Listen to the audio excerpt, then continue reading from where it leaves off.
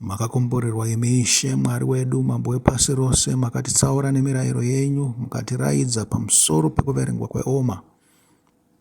Rino izuva rePfumbamwe, vhiki rimwe chete namazuva maviri okuverengwa kweOmer.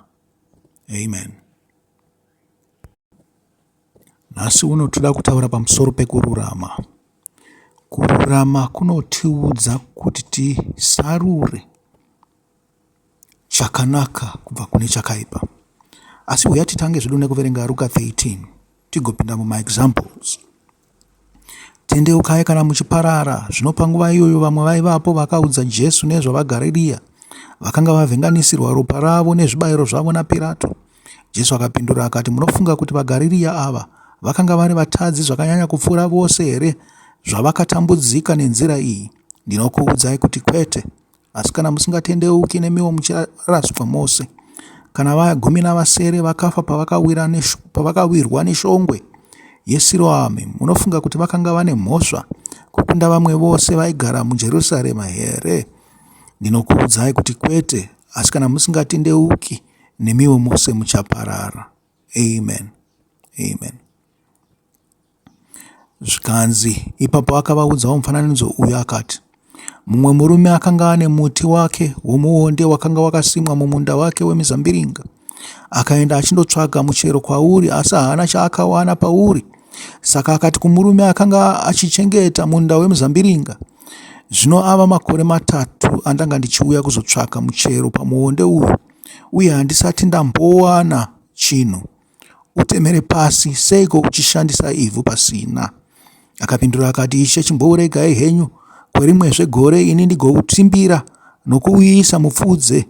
Kana ukazobereka muchero gore rinouya zvakanaka, kana usina ipapo mungauteme henyu. Amen. Makristu mazhinji tinozvidza tsitsi dzaMwari. Tinoona tsitsi dzaMwari sohurema. Tinoona tsitsi dzaIshe wedu Jesu Kristu sohurema. Mwari anoregerera, Ishe wedu Jesu Kristu anotiregerera. Asi dzimwe nguva tinoona takuenderera nokutadza kwedu. Hatikwanise kukurumidza tamira pachivi. Tinotanga nokuita zvishoma. Tongoti izvozvo zvoga Mwari angatipe mhosva. Tozoona taita chimwe chinhu chikuru. Tozoona tatoita chimwe chinhu chikuru chaizvo. Chekutoti kana kuregererwa kwacho kunenge kwakutotinetsa kuti Mwari anotiregerera here pachinhu chakadai. Asi vazhinji zvenyu havana kana hanya nazvo. Vanongoenda vachitadza kubva pane kumwe kutadza kusvikira pane kumwe kutadza. Mune maexamples mazhinji mukati meBhaibheri atingataure pamusoro pawo. Tinonzwa isu kuti Jesu Kristu wakaedzwa katatu nenyoka. Paakanga achangobva mukubhabhatidzwa wakanoedzwa katatu.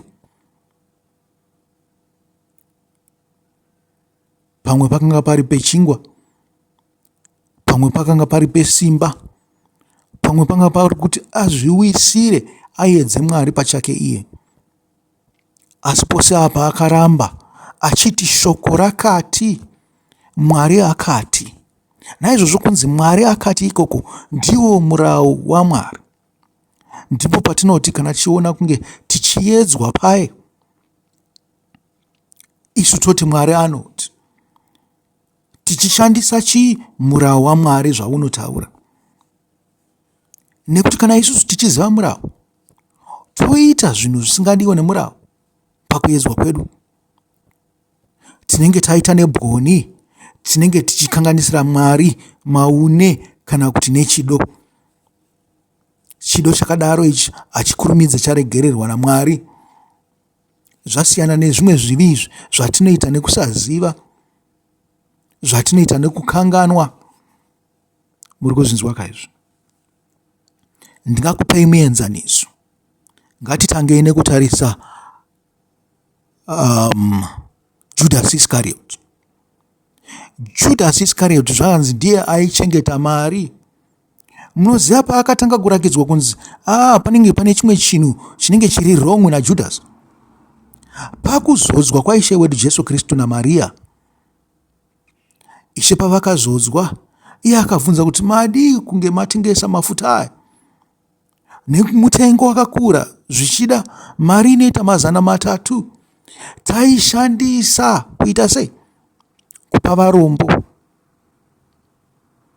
Zvikanzi nebhaibheri richiturukira, zvaizikanwa kunzi Judhasi akanga ane tsika yokupota achiisa ruoko rwake muhomwe yesangano iri raifamba naIshe wedu Jesu Kristu, raitungamirirwa naIshe wedu Jesu Kristu.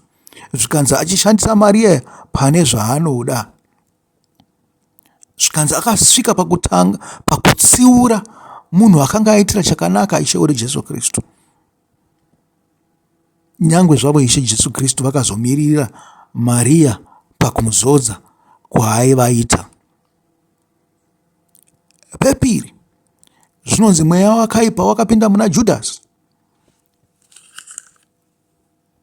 Mweya wakaipa wapinda muna Judhasi, akafunga zvekutengesa Ishe wedu Jesu Kristu. Iyi mari yakanga isingazopinda muhomwe yesungano yavo yeboka raitungamirirwa naIshe wedu Jesu Kristu. Yaingonopinda direct. Upfumi hwakanga huri direct uchipinda muhomwe yake pasina aiziva. Zvikanzi wakanotengesa Ishe wedu Jesu Kristu kuna vaprista vakuru. Asi kana muchizviverenga mumagwaro, munonzwawo pane mamwe mavhengeri zvichinzi mweya waSatani akanga apinda maari kuti azosvika pakutengesa. Kana zvadaro unenge wakujairirwa naSatani. Muri kunzwa? Pane kumwe kuedzwa kuya kwatinoona vanhu vachitambudzwa naSatani, handiko kujairirwa naSatani. Kujairirwa naSatani ndewekuti iwe unoramba uchiita chinhu chakaipa, achikupa paduku napaduku, iwe uchimuteerera panze pokuti uteerere Mwari. Akasvika pakutengesa Jesu. Mazvinzwa? Pokupedzisira Ishe wedu Jesu anomuti enda unoita zvawanga wakaronga. Mweya waSatani ukabva wakurumidza wabata, akamuendesa kumaprista akati munhu uya ndinaye, handei tinomutora. Zvikanzi Ishe wedu Jesu Kristu vakatizira kumunda weGetsemani vakanonamata ikoko. Asi paakasvika haana kumborakidza nyadzi Judhasi. Zvikanzi wakapa Ishe wedu Jesu Kristu tsvodings. Kwete tsvodings andinowanzokupa iya yekutanga patinenge ndichiparidza tsvodings tsvene. Iya akanga iri tsvodings yekunyengera. Akafunga kuti anonyengedza Ishe wedu Jesu Kristu nokuvatsvoda. Wakaisa Ishe wedu Jesu Kristu mumaoko avaprista. Kana zvichiturikirwa pamweya, zvinonzi akaisa vhangeri, akaisa shoko raMwari mumaoko avahedheni. Akabhitreya shoko raMwari. Ndipo patinoti ipapo pakuedzwa apa kuti iwewe unenge uchiziva woita zvinodikanwa naSatani. Uyu mufananidzo. Zvichida tingaverenge mumwe mufananidzo uri mubhaibheri antu. Tingaende kunani? Kuna Gehazi. Handi kuna Gehazi. Kana ndakuturukira 2 Kings 5 verse 19 to 27. 2 Madzimambo chapter 5 chapter yeshanu verse 19 to 27. Ini kana ndakuiturukira ndinoti maperi mbudzi ani anamani. Elisha akati enda hako norugare. Elisha uyu ari kuendesa zvake Naamani. Mushure mokunge Naamani afamba kwechinhambo, Gehazi muranda waElisha munhu waMwari akati mumwoyo make, tenzi wangu arirutsira zvakanyanya Naamani muAramu uyu pakusagamuchira kubva kwaari zvaakanga auya nazvo. Zvirokwazvo naJehovha mupenyu ndichamhanya ndimutevere ndigotora chimwe chinhu kwaari. Naizvozvo Gehazi akatevera Naamani. Zvino Naamani akati amuona achimumhanyira, akaburuka mungoro kuti andosangana naye, akati kwaari, kwakanaka here? Gehazi akapindura akati, kwakanaka. Tenzi wangu andituma achiti, pane majaya maviri abva kuboka ravaprofita achangosvika kwandiri achibva kunyika yamakomo yeEfuremu. Ndapota muvape henyu tarenda resirivha nemhando 2 dzenguo. Naamani akati, torai henyu matarenda 2, akagombedzera Gehazi kuti azvigamuchire. Ndokubva asungira matarenda 2 esirivha mumasaga 2 nemhando 2 dzenguo, akazvipa kuvaranda vake vaviri, vakazvitakura vari mberi kwaGehazi. Gehazi akati asvika pachikomo akatora zvinhu kubva kuvaranda akazviisa mumba make, akadzosa varume vaya ivo ndokuenda havo. Ipapo akapinda akandomira pamberi paErisha tenzi wake. Erisha akamubvunza akati, wanga uripiko Gehazi? Gehazi akapindura akati, muranda wenyu haana kwaamboenda. Asi Erisha akati kwaari, mweya wangu wanga usinewe here paburuka murume mungoro yake kuti azosangana newe? Ko, ino inguva yokutora mari kana kugamuchira nguo, neminda yemiorivhi neyemazambiringa nemakwai nemombe, kana varandarume navarandakadzi here?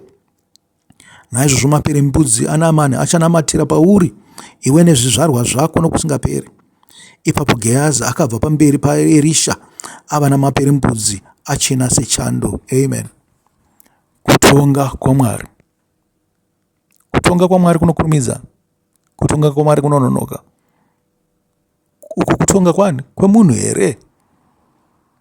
Tichapinda zvedu munyaya iyoyo. Ko, murau wakanga wasandurwa naErisha ndeupi panyaya iyi? Murau hautaure here pamusoro pavaIsraeri kuti vanhu vasiri vaIsraeri havanganzwirwe tsitsi nyangwe kuregererwa chikwereti sezvinoitwa vaIsraeri vose pagore rinomwe? Hautaure izvozvo? Hautaure kuti tsitsi dzakawanda kunewo kwako here pane kumutorwa? Erisha aichinja murau here? Erisha akaitira Namani tsitsi akati, handitore chinhu kwauriwe, izvi ndazvipiwa naMwari, naizvozvo ndinokupa pachena. Chipo chandinacho ichi hachisi kubva kumunhu, chiri kubva kuna Mwari. Handina kuchishandira ichi. Ndakangoerekana ndapfekedzwa jazi naErija muTishibi. Chipo ichi chakauya pandiri. Zvino ndingatore iwewo zvauya nazvo uchizouya kuzondirapa kuti ndizokurapa? Wafamba rwendo rwese uchitsvaga kurapwa. Wakanzi namambo uya kwandiri. Kungadai wasiyira mambo kazvinhu zvose izvi. Wazouya kwandiri usina zvako. Ndakurapa wadzokera. Izvozvo ndo zvakanzi naGehazi anojaira munhu. Rekedza ndinomutorera. Amiitira nyore muSirieni. Maperembudzi aNamani akazopedzisera ari panani? Pana Gehazi. Imi munofunga kuti Gehazi anga ari munhu anga asina kunaka here? Akangonaka sezvamakaita izvo. Aitofamba nemunhu waMwari mazuva ose. Munomuti akanga akaipa sei? Asi akapindwa nemweya. Kutonga kwaMwari kukakurumidza paari. Munhu wakangoita sei? Semunhu waMwari. Muri kuzvinzwa kaizvo? Zvino kana imi muchizviti muri vaJesu, hamuna kuita saJesu here? Ko, kana mukatongwa naMwari pamusoro pechinhu chenyu, pechivi chenyu chamunenge mada kukurumidza kuita chiya, muchiziva murau kuti murau haubvumire zvakadai, Mwari akakurumidza kukutongai, munoita sei? Majairira. Aiwa, ndinoti muKristu, fungisisa paumire. Nekuti dzimwe kujairira kwako kunopupura kuchiti iwe hausisiri waMwari. Watogava riri mukereke iwewe. Watouya kuzosvibisa kereke. Hauzi waMwari iwewe. Usajairire kuita chivi. Pane mifananidzo yakawanda. Ananias naSafira. Zvikanzi namazuva iwawo vanhu vazhinji vaitengesa zvavanazvo, vachiudza kuhomwe yaMakristu, vachibatsirana munhamo dzavo, vachibatsirana kuwana zvokudya. Rakanga rava boka rimwe chete rine mwoyo mumwe chete. Zvikanzi asi hapashayike mukati mekereke vanhu vakaita saAnanias naSafira. Ananias naSafira vakanga vasina kumbotadza chaizvo. Vakanotenga munda wavo, vakanotengesa munda wavo, vakabata chimwe chikamu chemari, Pavakazokanganisa ndepekutaura apa kuti mari yataunza kuhomwe ndiyo mari yese yatawana mukubva mukutengesa munda. Zvida vakambenge vamboanaunza kuti tikunotengesa munda touya nemari yacho hazvizikanwe. Munhu waMwari Peturo, Simoni, Sifasi, Simon Peter akavatsamwira. Mutongo wakabva kuna Mwari wakasvika chiriporipochko. Ananiasi naSafira vakafa. Nyaya iyi munoiona pana Mabasa 5 verse 1 to 11. Mozozviverengera handi. Tambotaurawo pakuedzwa kwaishe wedu Jesu Kristu. Tazvitora pana Ruka 4. Munongonoverenga Ruka 4 yese. Kutadza kwaJudhasi. Pane mavhesi matatu. Ruka tinoti ayo ngatitange neraJohani 12 verse 1 to 8. Toenda kuna Ruka 22 verse 1 to 6. Topesera nekuna Ruka 22 verse 47 to 48. Ndo pane nyaya yatataura. Ko kuedzwa kwaSauro. Sauro akatozopesera asvika nekung'anga. Munhu aifanirwa kumubvunzira kumuprista nokuti Mwari akanga asingamudayire. Chivi chake chakatangira papi Sauro? Kusateerera. Chakatangira pamusoro pekuti iye akazvita muprista akapira kuna Mwari panze pekuti amirirechi Samueri auya kuzopira kuna Mwari. Akati ndanonokerwa, vanhu vanganditize, naizvozvo kuti vanhu varambe varipo regedza ndichipira inini. Ko yakanga iri hondo yake here? Yanga isiri hondo yaMwari? Ko akadii kungotiza pamwe chete navanhu?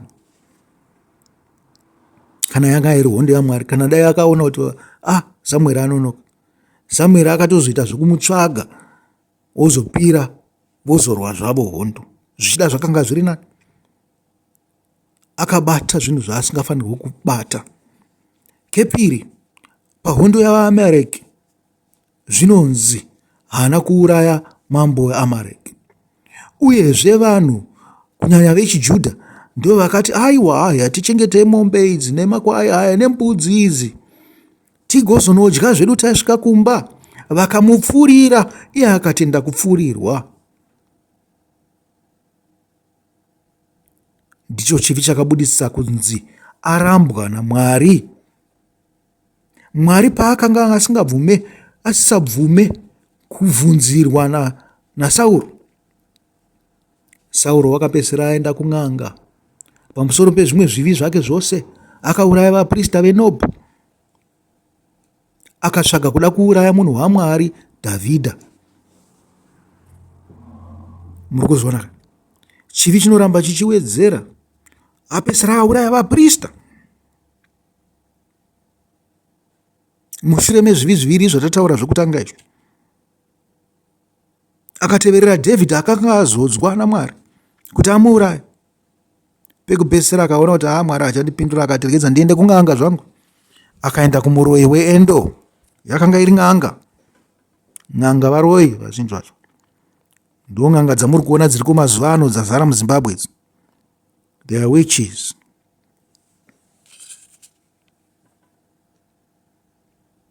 Munorera chivi.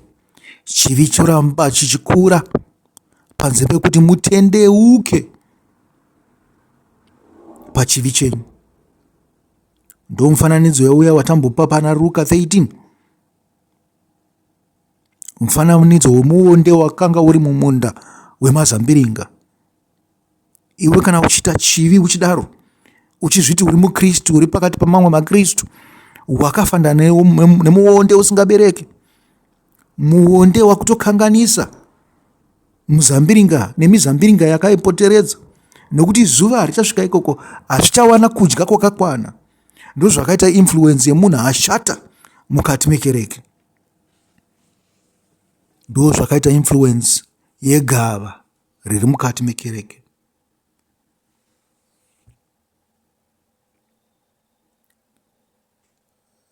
Pane chimwe example yatingape here. Tataura pamusoro pezvo Ananiasi naSafira. Tataura pamusoro pekuedzwa kwaSauro. Tataura pamusoro pekuedzwa kwaGehazi. Takataurawo pamusoro pekuedzwa kwaIshe. Tambenge tataura pamusoro pekuedzwa kwaJudhasi. Amen. Hama adiwa, dzidzirai kururama. Ndo zvinotaurwa zvazvo naMwari. Asi ndiri kukutaurirai kuti dzidzirai kumira pachokwadi.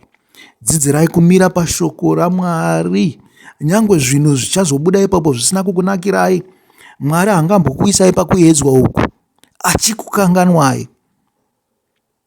Pamunoedzwa muchikunda, iye anenge achitika mabhokisi chete okutenda kwenyu. Zvakakumirirai shure zvikuru zvaanozokuitirai. Dzimwe nguva iwe hauone kuponeswa, hauone kana kuti pfuma sezvakaita Jobho zviya. Hauone pfuma mumazuva ako, asi hauzive kuti chawadyara muvana vako umu chii. Nokuti Mwari mweya. Mweya iwo wapinda mauri kuti ukunde chivi ichi uchazopinda muvana vako. Mwari achavarangarira panguva yokutambudzika kworuzhinji. Achavaponesa nemweya wababa vavo. Munofunga kuti mweya hautodzwe? Mweya unotodza dzinza. Sokutodza kunoita nyama dzinza, mweya unotodzawo dzinza. Hama dzangu, pamunozomira kudenga muchirangarira kuti ini handina kana kapu yemwe chete yemvura yandakapawo kune munhu waMwari, Ishe Jesu Kristu vozoti kwete, wakapa kapu kuvadzidzi vangu ava, vana vako ava, izvozvo zvakakwana, pinda zvako muumambo hwokudenga. Rangarirai kumira pachokwadi. Musafurirwe namakava azara mukati memakereka, namakava avafundisa ako mazuva ano, namakava avaprofita variko mazuva ano. Dzidzai kuda Mwari. Dzidzai kuda shoko raMwari. Kuda Mwari ndo kuda murau wake. Dzidzai kuteerera Ishe wedu Jesu Kristu. Iye anoti uyo hama yangu ndiyo inoita kuda kwaBaba. Naiwawo nhasi topedza chidzidzo chezuva rePfumbamwe rokuverengwa kweOmer. Sarai zvakanaka. Mwari akuropafadzei. Chisarai.